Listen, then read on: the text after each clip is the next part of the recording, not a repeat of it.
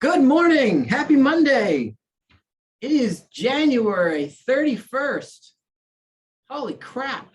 How'd that happen? 1 month down. Before you know it, it's going to be 2023. Is everybody planning?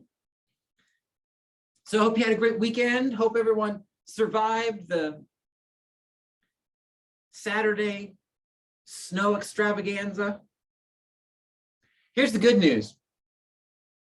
Very rarely are we the ones in our area who are spared the brunt of the inches of snow. And it kind of looks like, from everything I've seen, that we were kind of spared for the most part. Excuse me. So that being said, hey, Debbie Orr, could you do me a favor? Could you grab me some water at the sink? That would be so spectacular. Thank you very much. All right, so I'm going to not choke, I promise. I have a tickle in my throat that talking exacerbates this morning for some reason. So again, I hope you had an awesome weekend. I hope you got some listings and showings in around the snow, around the football games, around the everything else that was happening. Thank you so very much. Ladies and gentlemen, Mrs. Debbie Orr. Woo! There she is. All righty. It's always good to have a team around you. We're going to come back to that in a little bit. So this morning, a couple of quick calendar items. We have an exciting announcement to make from last Friday. We've got challenge updates, and then we have our main topic. Let's go with some calendar items first. 11 o'clock today is the very last session for the MREA Book Club. That was an awesome 4 weeks that we spent. I don't think I've ever gotten more out of that book than I got working through it with the folks who are showing up for that. So if you're interested in diving deep into some of this material, do join us, because today we're going to finish the book, do some ahas for the last 50 pages or so, and kind of do a wrap up. But we're also going to choose the next book, which we're going to get started with immediately next Monday. So we're going to kick into something new, and you'll get to choose it if in fact you're at the 11 a.m. book club today for MREA. And then 1 o'clock today, we do have objection handling. That's both for buyers and for sellers. So if you are stuck on something, if people keep having an issue and you're not quite sure how to answer it, if you're interested in hearing what some of your colleagues do and say in certain situations, whether that be commissions on the list side or the ever-present, I'm not going to put my house on the market because I have nowhere to go, objection. Come today at 1 o'clock. We're going to work through objections on both the buy side and the list side so that you're prepared with words that actually work to help you and your clients move forward. All right. So we have a couple of challenges going on right now, and I want to update you on 2 of them this morning. The first is our listings challenge. I have some better news on the listings challenge. Y'all were busy last week because we're starting to claw our way back to where we need to be. As you know, the goal is 200 listings between the first of the year and March the 1st. We should be at 100 as of today, knowing that January is a smidge longer and February is a smidge shorter. So 100 is the goal as of this morning, kind of contest or time period to date. And we have taken 68 of those listings. So 68 listings out of 100. Again, we are closing the gap from being so far behind in the first 2 weeks of the year. So congratulations to whatever you're doing to start to close that gap. We are still behind, which means we still need 132 more listings between now and a month from now. If you kind of do the math on that, it's about 35 a week every week between now and then. So about 5 a day, right? However, when I look and see the talent before me, I do know that we can do that because you're already on that upswing. So keep pushing, keep listing. Let's make sure that we finish this time period at or above our stated goal, because remember, without listings, nothing else shows up. With listings, everything else shows up. So driving that one number in your business is what will bring you into the spring really strongly. Well done, well done, well done. All right. Hey, you know what? I wanted to do, I have two people I want to bring on. Steve Scott, can you jump on and announce the winner from last week's family reunion poll? That would be great. Sure. You want me to do that now? Yeah. Okay, great. Yeah. So guys, we pulled our first winner, the family reunion sweepstakes, virtual sweepstakes, those of you that will be attending virtually. And the winner is Jennifer Harkins. I don't know if Jennifer is on today. Do we see her, Rick? I didn't look. Okay, Jennifer, you're going to get your registration paid for and a KW203 t-shirt. So we'll be in touch to get that coordinated. So look for the next winner to be pulled this Friday, guys.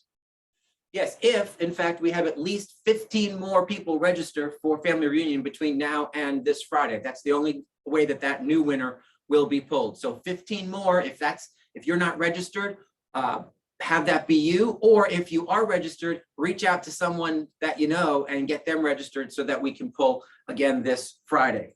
Congratulations, Jennifer. And Jen Henry, I think I saw that you were on. Jen Henry, could you just jump on real quick and let us know what you and the coaching group accomplished during your snow day?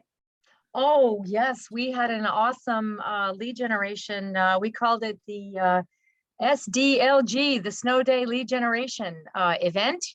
And we had 26 people participate. We reached 89 contacts and got 12 appointments for home equity checkups on Saturday. Yes. That's brilliant. That's brilliant. And I wanted Jen to tell you that. So congratulations to you and everybody who plugged into that on Saturday. I kept getting screenshots of the Zoom room as you were all working, and it was so encouraging, because it's so easy to decide that, oh, it's snowing out, therefore nothing can get done to forward our business. And so what Jen and her group decided to do was use that strategically to their advantage, knowing that most people would be home and staring out the window looking at the snow. So remember, turn lemons into lemonade and snow into snow day lead generation. You know, Rick, I can't actually take credit for the idea. The credit for the idea goes to Dana Levin. Thank you, Dana, for suggesting, because we had a really successful day on Wednesday doing lead generating together as a group. And she said, you know, we should probably do this on Saturday. So we did, I did, organize for everybody to be able to do that and provided numbers for everybody to call. So it was a big success. So Dana, thanks for thinking outside of the box. Welcome. It was fun. Even though I had to drop out because I got a phone call I had to deal with personally at that time. Yeah, that's brilliant. That's the way to lead forward, Dana. Thank you so much for leading forward and assisting your colleagues in achieving at higher and higher levels. We so appreciate that, and thank you, Jen, for pulling that together. So congrats to all who participated in that. Look for the next snow opportunity to plus your lead gen, and then of course, lastly, the challenge that we have going on with your team leaders and their 2 books a week in their 30, 60, 90 coaching program. I wanted to just bring you up to speed as to what this week's 2 books are. And I was asked a couple of days ago to just put out a Google sheet and add the books week 1, week 2, week 3, so we can all track them. I will do that later today and send you the link so that if you're curious about what books we're working on, you can just go to that Google sheet. That way you don't have to go back and listen to me talk again. So last week was the MREI and a book called $1 Million Habits. And this week, the 2 books are No Rules Rules is the first one. No Rules Rules, and I am not stuttering. It is No Rules Rules. That's the name of the book. And Make Your Bed. Yes, I said make your bed. Right. So if team leaders want to pop them in the chat with the authors of those books so people can grab them and get busy on that, that would be spectacular. So No Rules Rules and Make Your Bed. Hey, Rick. Yes. Dan's typing that in, I'm sure. I just want to let you know that I listened to the first 3 chapters of Make Your Bed this morning, and it is riveting. Unbelievable. You must, and that's going to be a quick one, guys. It's only an hour and 10 minutes on Audible, so it's a quick read. unbelievable. I can't wait to continue reading it. And No Rules Rules is about Netflix, the success and culture of Netflix. Really cool book. Oh, and also, Rick, I understand Jennifer Harkins is on now. So if we could just pop her on real quick. Jennifer, you're a winner. Hi, thank you. I just heard. Yeah, Yay. congrats. So, you went you. ahead and registered for a family reunion virtually. Are you excited to do that? Yes, I love it. Awesome, awesome. Well, we're gonna reimburse you for your registration, and you're gonna get a very cool KW 203 t-shirt. Yay. Thank you so Yay. much. I'm so Awesome. excited. Congrats. Thank you. Congrats. Thank you. Brilliant. Congrats, Jennifer. All right, Thank so you. let me just jump in and bring us home today with some lessons that I learned this weekend and over the past couple of weeks from the Australian Open. I know that the last couple of weeks have been focused in America on football, and certainly this past weekend was massively focused on football with the conference championships or divisional champion, whatever they're called, the playoff games to get to where we are. And congratulations to both the LA Rams and the Cincinnati Bengals. See, some of you didn't think that I'd know who won, but I do. And so congratulations. We are excited to have them in the Super Bowl 2 weeks from yesterday. And for those of you who are curious, yes, we are going to be doing our Super Bowl pools this year. So watch for more information on that. A great way to roll the dice and kind of invest in perhaps a win, but mostly drive money towards raising money for KW Cares with our football pools. So watch for information on that. I will tell you that in between watching all of that, I was focused on the Australian Open, which is the first tennis Grand Slam of the new season that happens down under and happened for the last 2 weeks, and the finals were this weekend. And so I wanted to just bring you through real quick 5 lessons that I learned from the Australian Open. Number 1, the weather is way nicer in Australia in January than it is here in Connecticut. So that was my first lesson, right? And so as I continue to look to build my perfect life, there is definitely something to be said for chasing summer around the world. So watch for more on moving to Australia, at least for the winter months, because it was freaking hot down there. There was definitely some summer going on while we were sitting up here freezing. Number 2, underrated or off the radar players oftentimes make unexpected runs in these tournaments, right? And so there's 2 lessons there. If you are an established player in your business, be careful that you don't underestimate the new talent. Don't underestimate the up and comers, because they oftentimes make big pushes and challenge those who are already established. So be on the lookout. The second lesson there is, if you are that unexpected underdog, if you are that new talent making that push forward, be sure that you do not discount the progress that you've made by that push, right? Those pushes oftentimes, most times, don't end up in a victory at the end, right? They don't end up with the trophy, but that's not the point, right? The point is to take full credit for that surge and then use that as your new floor to move even further the next time.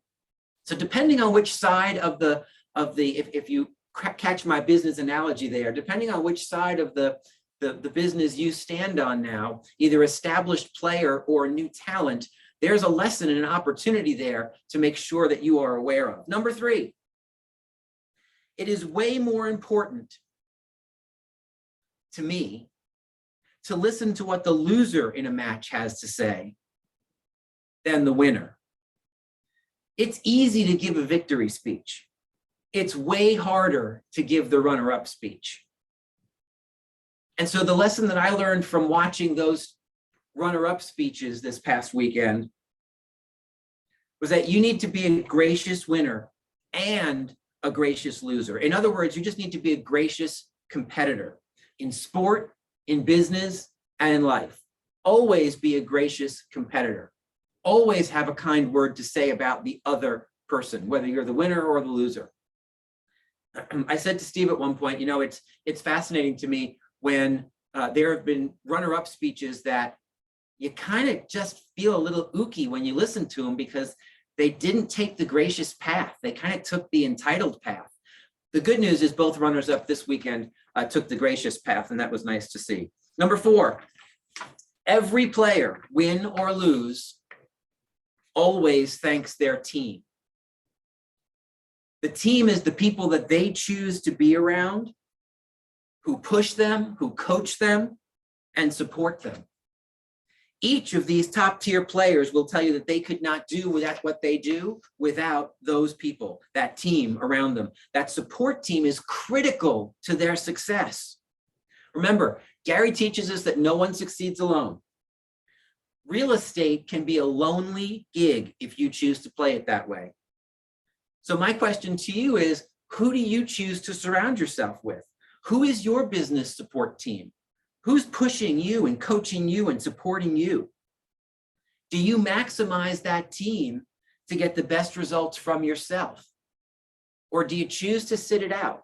This might be a plug for coming back into the office if I were inclined to do that, but since I'm not, I won't. Number 5. In both of the finals this weekend, both the women's final and the men's final, they were champions playing champions. Both of the expected winners at key moments in their matches all of a sudden didn't look like such a sure thing. And they had to do 3 things. They had to figure it out, fight till the end, and believe in themselves and trust their activities. Here's the 2 examples. In the women's final, Ash Barty, the world number 1 right now, was down 5 games to 1. By the way, for those of you who don't know tennis, 6 is the winning number, right? She was down 5 games to 1, and she looked to be beaten. However, found a new gear, figured it out, kept fighting, and with belief and trust in her activities, fought back to win in a tiebreak.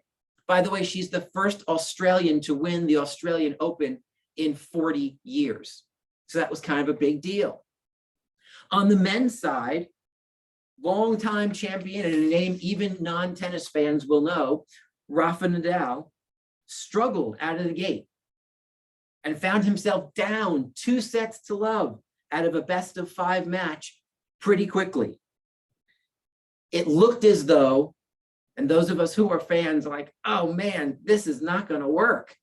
It looked as though he was on the path to not be able to pull this out. However, he too found a new gear, figured it out, kept fighting, and with belief and trust in his activities, fought back to win in what ultimately was an epic 5-set, 5.5-hour battle.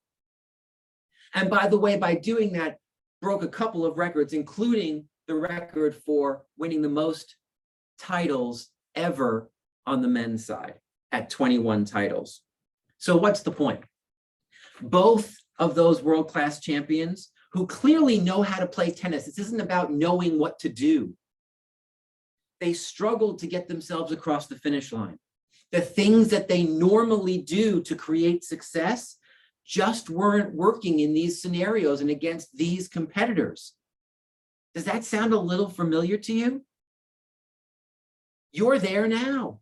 The things that you used to do to take listings or get buyers to the finish line, that they may be just not working. So that means this is your time to double down on what you know.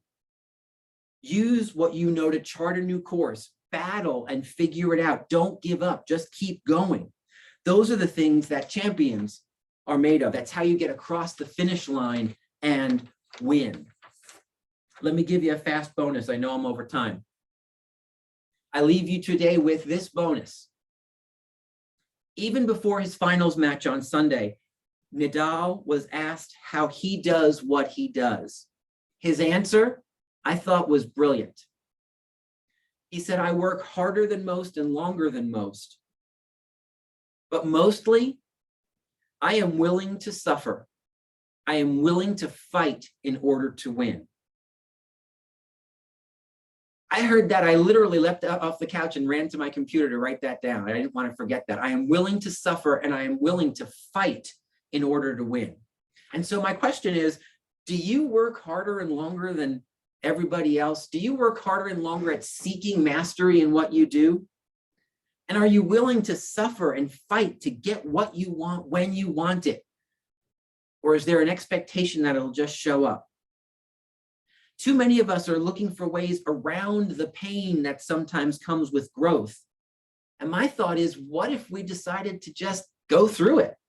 It's definitely the shorter path. You just have to be willing.